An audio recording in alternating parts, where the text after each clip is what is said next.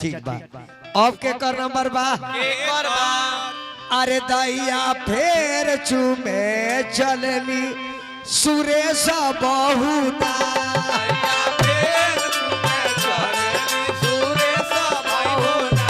दैया फेर चुमे चलनी सुरेश बहु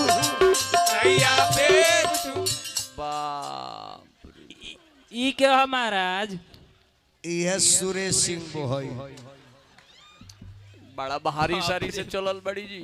ए महाराज यही महीना में पौरी का जी आराम से तराही करना चाहिए लंग झाड़ू दे लेके अगर यही पे हो जाए तो तोहरे में लोग भीड़ जाये जब चाचा के गोड़ लगता नहीं गोड़ लगता अरे चाचा गोड़ लगता देखिए चाचा हमारे कितना भावुक बानी आप एक और आंख डोले ला एक और आंख डोले ला एक और आंख डोले ला एक और आंख डोले ला एक और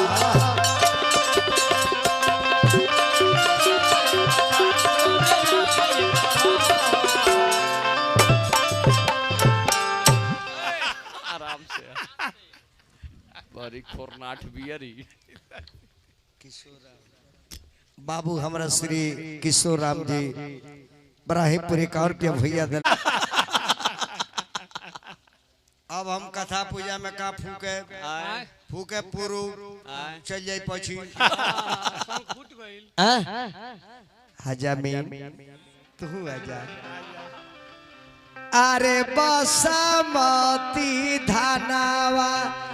के चौरा रे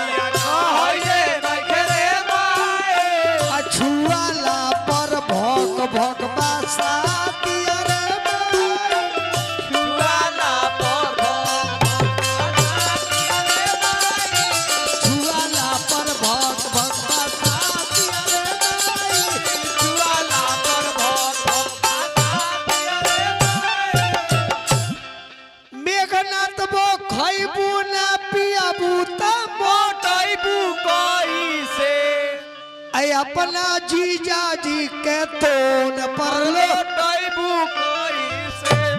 अरे बाप रे बाप रोकी काका अरे रोकी अभी